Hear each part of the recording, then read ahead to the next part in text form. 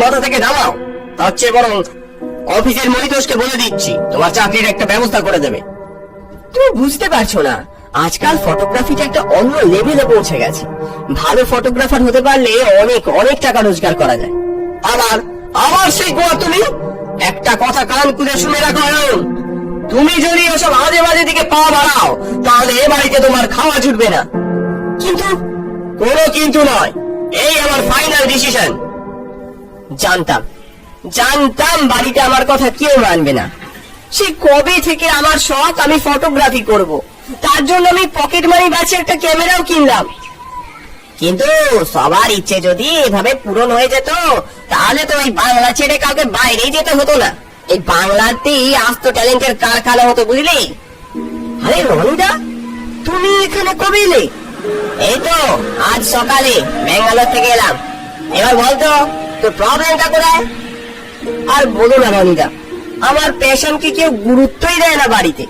ভেবেছিলাম ফটোগ্রাফি করব, কিন্তু সে স্বপ্ন এখন জলের তলায়। সরায়ন, তোর পছন্দের কোনো কাজ ফিউচারে প্রফেশন হিসেবে পাওয়া কি খুব সহজ ব্যাপার? মোটেও নয়। কিন্তু রনিদা, বাড়িতে যদি কেউ রাজি না হয় কিভাবে এত ইকুইপমেন্ট, এত খরচ মেনটেন করা সম্ভব বলো তো? দেখ, মানছি এসবের জন্য খরচ লাগে, কিন্তু প্রথমে অত বড় করে ভাববার দরকার কি? ছোট ছোট করে শুরু কর। কথাটা তুমি খারাপ বলোনি, কিন্তু এই শহরে ফটোগ্রাফি করার মতো জায়গা কোথায়? এখানে নেই তো কি হয়েছে? এই শহর ছেড়ে বেরোলেই নেচার ফটোগ্রাফির অনেক জায়গা পাবি। তুই পটাশপুর যা, ওখানে শুনেছি অনেকেই ফটোগ্রাফি করতে যায়। পটাশপুর যাবে বাবু? তাহলে রাজবাড়ি যাবো, খুব ভালো জায়গা। আমি আর পুলুর মা এবারে শীতে ওখানেই তো বেরিয়ে এলেন। ওই তো নারায়ণরাও সার্টিফিকেট দিয়ে দিয়েছে। আর দেরি করিস না, তুই বরং কালই রওনা হয়ে যা।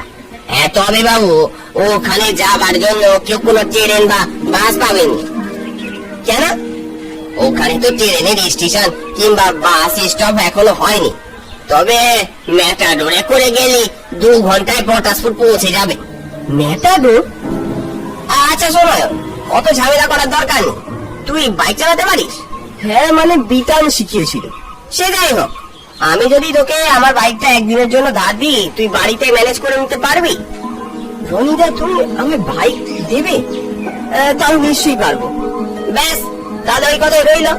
কাল সকালে আমার বাড়ি থেকে বাইকটা নিয়ে বেরিয়ে পড় তোর প্রথম ফটোগ্রাফির জন্য। তো রোদে মাথার চাঁদি ফেটে যায়, তেষ্টায় গলা শুকিয়েছে অনেকক্ষণ।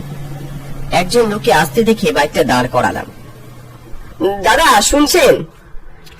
বলুন। এখানে আশপাশে কোথাও জল পাওয়া যাবে? মানে কোনো দোকান কিংবা হোটেল? না বাবু, এই গ্রামে হোটেল নেই। দোকান বলতে সেই মাইলটা দূরে বাজারের মধ্যে। ও আচ্ছা আচ্ছা, এখানে যে রাজবাড়িটা আছে সেখানে গিয়ে কি জল পাওয়া যাবে? এত বেলায় সেখানে গিয়ে কি করবেন? ওখানে তো সবাই সকাল সকাল আসে, তারপর চলেও যায়। আমি বেশিক্ষণ থাকবো না, ওই ফটোগ্রাফি করতে এসছি আর কি। একটা কথা বলি, কিছু মনে করবেন? এই জায়গায় বেশিক্ষণ থাকবেন নি, শেষে নানা উৎপাতের চোটে অস্থির হতে হবে। উৎপাত? কাদের উৎপাত?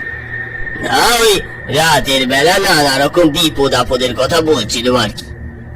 ও যাক, বললেন ভালো হলো। আচ্ছা ঠিক আছে, আসি, আমার দেরি হয়ে যাচ্ছে। অগত্যা উপায় না পেয়ে গাড়ি ছোটালাম আবার।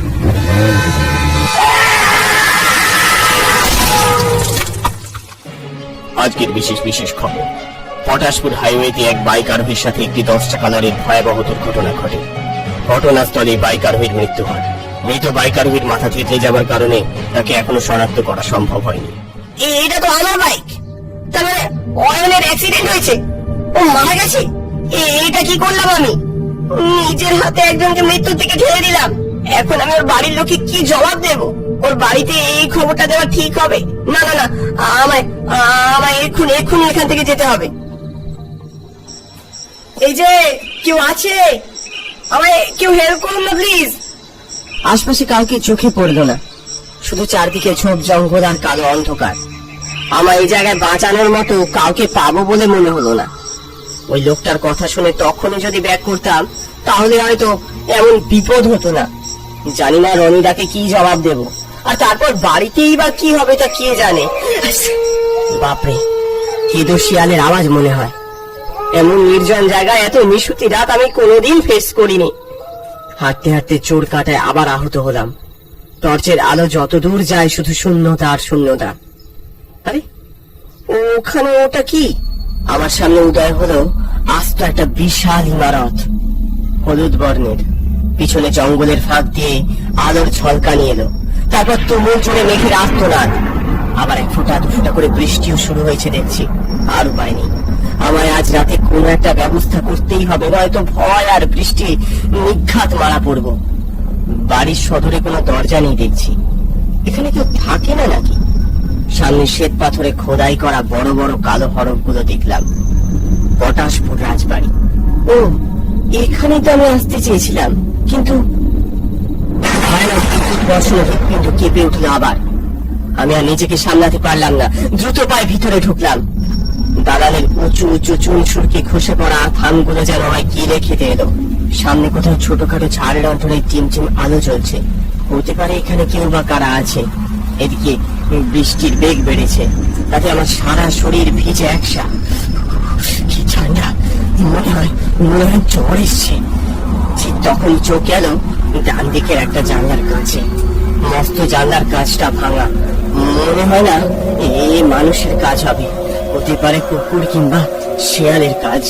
যাই হোক, ঠান্ডা জলের ছাদ থেকে বাঁচতে ভাঙা জানলার কাজ দিয়ে লাফ দিয়ে কোনো রকমে ভিতরে প্রবেশ করলাম। ঘরটা অন্ধকার হলেও হালকা আলোর একটা আভা আছে, তাতে বোঝা যায় ঘরটা বিশাল। সারি সারি চুল আর মাটিতে পুরো ধুলোর আস্তরণ ছাড়া কিচ্ছু নেই। তবে স্যাঁতস্যাঁতে গুমোট গন্ধে এই ঘরে কতক্ষণ টিকতে পারবো তা কে জানে। বাইরে বৃষ্টির বেগ আরো বেড়েছে। বৃষ্টির ঠান্ডা হাওয়া ভাঙা জানলার কাজ দিয়ে আমার শরীরে এসে বিঁধছে। কাঁপতে কাঁপতে ঘরের আরো ভিতরে ঢুকলাম। ঘরের কোণে অন্ধকারে কি যেন চকচক করছে, সোনালী রঙের। খুব ভালো করে চোখ দিতেই বুঝতে পারলাম ওটা কোনো রাজকীয় সিন্দুক গোছের কিছু হবে। যাই হোক, আপাতত রাতটা কাটাতে আর পোকামাকড়ের হাত থেকে বাঁচতে ওটার উপরেই শুতে হবে। শুয়ে পড়লাম। এমনিতেই খুব ক্লান্ত। সিন্দুকটাকে দেখে মনে হলো খুব পুরনো। এখানে কি থাকতে পারে? যাই থাকুক, এসব ভেবে কাজ নেই। এখন ঘুমোনোই শ্রেয়। না, ছেলে মানুষই কৌতুক ফলটা মনের মধ্যে চেপে বসেছে যেন। উঠে বসে সিন্দুকের হুকটা ধরে টান দিলাম জোরে। বেশ ভারী হলে ওটা খুলে গেল তৎক্ষণাৎ। মুহূর্তে যেন একটা দমকা হাওয়া আমার গা ঘেঁষে বেরিয়ে গেল। ও হরি, এখানে তো কিছুই নেই। শুধু শুধু কৌতূহল ভর্তি ধুলো গায়ে এসে পড়েছে। এই যে শুনছেন? কে? এই যে আমি। আপনি কি? আমি এখানে থাকি। ও, আপনি দারোয়ান বোধ হয়। যাক, ভালো হলো, অনেক বিপদে পড়ে আজ রাতটা এখানে আশ্রয় নিয়েছি। দাদা, দয়া করে রাতটুকু থাকতে দিন, নইলে আজ মারা পড়বো। কাল সকাল হলেই আমি চলে যাব। যাবেন কেন? এখানে যতদিন খুশি থাকুন, এটাকে নিজের বাড়ি মনে করুন। ধন্যবাদ, আসলে খুব বিপদে পড়ে। এ কি, কোথায় গেলেন? ও দাদা, গেলেন কোথায়? লোকটা হঠাৎ কোথায় উধাও হয়ে গেল কে জানে। বাইরে অশান্ত প্রকৃতির গর্জন আর এই আলো আধারিতে হৃদকম্প ধরাচ্ছে মাঝে মাঝে। ভাবলাম প্রথমবার আমার কাজ করতে এসেই বিপদে পড়লাম। হয়তো আমার ভাগ্যে ফটোগ্রাফি নেই, তাই এমন হচ্ছে। উফ, খুব খিদে পেয়েছে। সেই কোন সকালে চা বিস্কুট খেয়ে বেরিয়েছি, তারপর একটা দানা পানিও পেটে পড়েনি। কিছু পেলাম না। কে আপনি? আপনাকে তো ঠিক চিনতে পারলাম না। আমি নিবারণ, ওই দারোয়ান আমায় পাঠালো। ও, তাই বলুন। আবার এসবের কি দরকার ছিল? আরে খান খান। এমনিতেই তখন থেকে পেট চোচো করছিল খিদে। জিমটা দেখে লোভ সামলাতে পারলাম না, না দেখি একেবারে গলা ধরণ করলাম। এই নিন জল। হ্যাঁ হ্যাঁ হ্যাঁ, ধন্যবাদ। এই নিন গ্লাসটা। আর একটা ঢেকুর। মানে? আর একটা ঢেকুর তুলুন। কি বলছেন? কিছুই তো বুঝতে পারছি না। এই তো লক্ষ্মী ছেলেটা। অকস্মাৎ আমার সারা শরীর কেমন যেন হালকা হয়ে এলো, যেন হাওয়ার চেয়েও হালকা। কেউ যেন একটা টোকা দিলেও আমি উল্টে পড়ে যাব। সুধাকর, ও হে সুধাকর, এবার তো এসো। লোকটা যেন হাওয়ায় ভেসে এলো। আপনি? হ্যাঁ আমি। এই ওটা ধর রে। কি বলছেন নাকি? সিন্দুকটা তড়িঘড়ি ভালো করে ধরলো আরেকজন। তারপর আমার বুকে সজোরে এক ধাক্কা, আমি ছিটকে পড়লাম সিন্ধুকের ভেতর। তারপর ওরা সিন্ধুকের দরজাটাকে বন্ধ করে দিল। সব অন্ধকার। কি আশ্চর্য, এত কিছু যে হয়ে গেল আমি কিছুই করতে পারলাম না।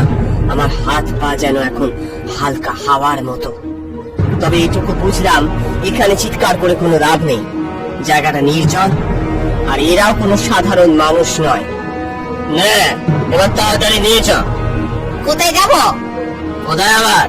ওই যে বাঁশবনের পরে যে দিঘিটা আছে ওখানে গিয়ে ফেলে আসি চ। চারপাশ কেঁপে উঠলো মুহুর্মুহু। মনে হলো ওরা আমায় নিয়ে রওনা দিয়েছে। আমার যে কি আনন্দ হচ্ছে না, কতকাল পর মুক্তি পেলাম বলো তো। যা বলেছিস, নে এবার তাড়াতাড়ি পা চালা চ। আচ্ছা, উড়ে গেলে হয় না? না না না, বহুদিন পর হাঁটছি, ভালোই লাগছে, হেঁটে চ। আর এখন তো অন্ধকার, কেউ আসবে না। হ্যাঁ, যা বলেছো। এক্সকিউজ মি, আচ্ছা এখানে মানে রাজবাড়ির আশপাশে কোনো 28-30 বছরের ছেলেকে দেখেছে? দূর বুঝাই, শুনে যান, এখানে কেউ নেই। এ কি, আপনারা তো রেগে যাচ্ছেন কেন? আমি তো আপনাদের একটু জিজ্ঞেসই করছি মাত্র। দেখুন না, এই ছেলেটা। আমাদের রাস্তা থেকে সরে দাঁড়ান, নয়তো আপনার একদিন কি আমাদের একদিন। এ কি, আপনি এই ধরনের বিহেভিয়ার করছেন কেন? হ্যাঁ, কি হচ্ছে নাকি? এ কি ধাক্কা দিচ্ছেন কেন? আমি আপনাকে মারতে পারি বলে দিলাম। তবে নেই, এই বেটার বহুত সাহস, দেখা তবে আমরা কি করতে পারি।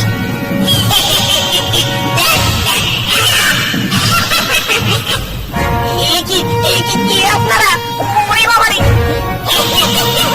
খুব পেরেছি। আজকে তোকে জবাই করে ছাড়বো। আমায় ছেড়ে দিন, আমায় ছেড়ে দিন। আরে এটা রনিতার আওয়াজ না? হ্যাঁ, ওর চিৎকার শোনা যাচ্ছে।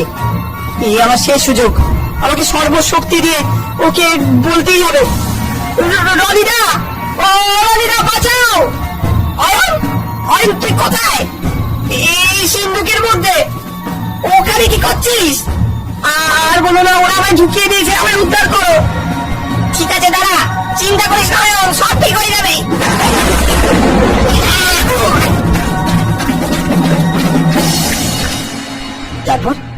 তারপর কিভাবে বাঁচালে না রনিদা? কোন রকমের সিন্দুকটা হাতে নিয়ে ওই অভিশপ্ত জায়গা থেকে ছুট দিয়ে পালিয়েছি। তারপর বাড়ি এসে তোকে সিন্দুক থেকে বের করে উদ্ধার করেছি, বুঝলি?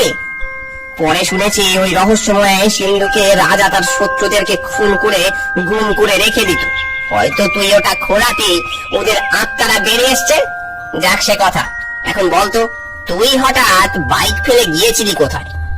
আর বলো না, কিছু ডাকাত গোছের লোক আমায় মেরে বাইক, ক্যামেরা, মোবাইল সব ছিনিয়ে নিয়েছে। তাই জন্য ওখানে গিয়ে দেখি তুই নয়, অন্য কারো অ্যাক্সিডেন্ট হয়েছে। আচ্ছা এখন বল, ওই সিন্দুকটার এখন কি করি? ওসব ঘরে রাখার দরকার নেই, বেচে দাও। কেউ ভাবতে পেরেছিল সেই অ্যান্টিক সিন্দুক বেচে অয়ন আর রনি 5 লাখ টাকা পাবে, আর অয়ন তার স্বপ্ন পূরণের লক্ষ্যে এগিয়ে যাবে? ভাগ্য